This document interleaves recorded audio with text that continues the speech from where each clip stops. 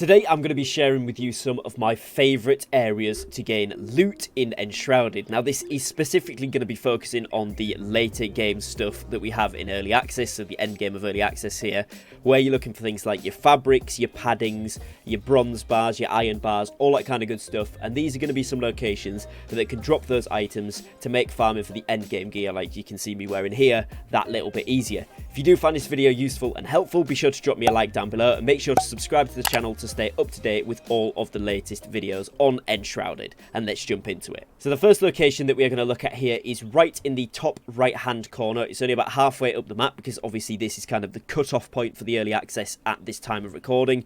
But there is a flame shrine right here, and this is on basically a big wall. Now this is a fantastic area because it drops loads of really good loot, and it's going to be a fantastic place to pick up things like your fabric, your coloured fabric, your padding, all of your types of metal bars, and some other really useful things consumable wise, such as your clean bandages and all that kind of stuff as well. Now in order to get here, the closest travel point is probably the ancient Spire Nomad Highlands fast travel, so it's kind of a little bit to the side of that.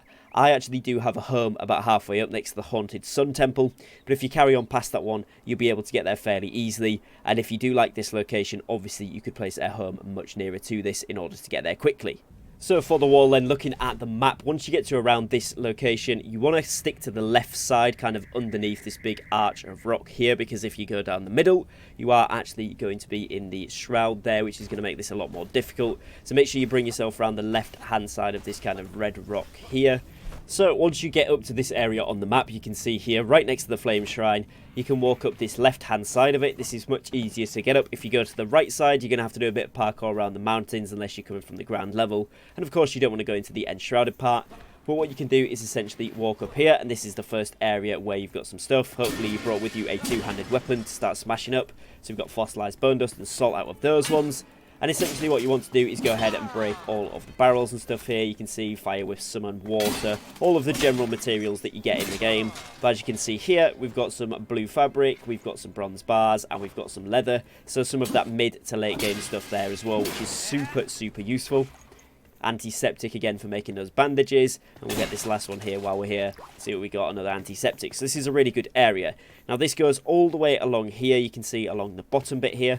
You can then actually go up the stairs at the side, obviously break all of the barrels when you're actually playing for it as well, so you get all of the loot.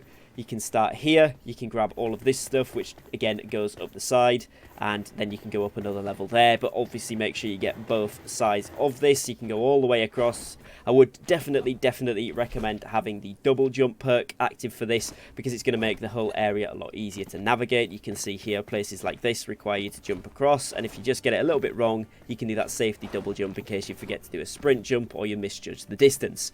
Now I'm not going to explore this whole thing and show you everything that there is to see, because basically you can carry on going up all of the levels and grab each of the different bits of loot that you want to by smashing up the barrels, but I am going to show you a couple of nifty points that you want to not miss out on if you are going to this location to loot. So when you get up to the top level of the wall, as it were, you can see here we have the flame shrine. You can go ahead and grab this if you haven't done so already. You can see we are nice and high up here right now, and this pretty much is the last level you can access by simply climbing up the staircases.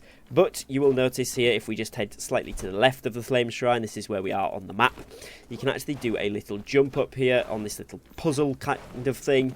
And what this will allow you to do is get up to this level, where there is of course a little bit more loot and a chest there as well. But if you just look slightly up to your right, you can double jump and then press E and get yourself up to this platform here, where there is a silver chest inside here. Now if I remember correctly, there is a mob in there the first time.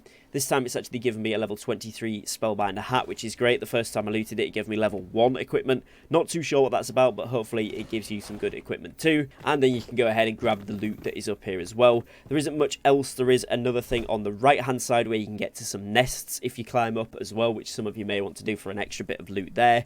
And if you aren't aware how looting works in Enshrouded, if you pop down a flame altar nearby so you can respawn there, essentially if you restart your world if you're playing solo, or if you restart the server if you are playing online, this loot will respawn, so you can essentially break these vases and boxes and barrels down as many times as you want and grab the chests, and then restart the game or restart the server and do it again. Or you can additionally leave the area for 2 hours and come back to it and the loot will have respawned, that kind of thing. So this is going to save you quite a lot of time on things like mining and gathering all of your resources, and this is going to be a really fun way to actually gather some of the materials that you need for the end game crafting. Now, in terms of other really good spots then for the end game particularly is what we're looking at today. You're going to, of course, want to go to the Kindlewastes fast travel ancient spire here. This location is again really, really good because it is associated with the end game. So if you go onto here and start breaking the vases and such, you can see coal powder there. Sometimes you don't get anything, but of course with these locations as well, you can also go down back into them. So when you've spawned on the top bit here, you can press E to use the teleporter and go back through the locations where you actually cleared the puzzles the first time. So this takes you right down to the bottom. You can go ahead and use this once again and it will take you up to the next level. So as you can see, if you want to go through and do the puzzle parts again, obviously I've already unlocked the top of this fast travel shrine, but by going back through it, you can also come back down into here and grab all of these bits of loot again. So again, if you're looking to grab something in particular, like iron bars, there we go, we got some for free there, which is really useful because it means we don't have to go and mine iron and then smelt it. So this is quite a fast way to get yourself some good materials. Green fabric, coal powder, fossilized bone, all of that good stuff right here.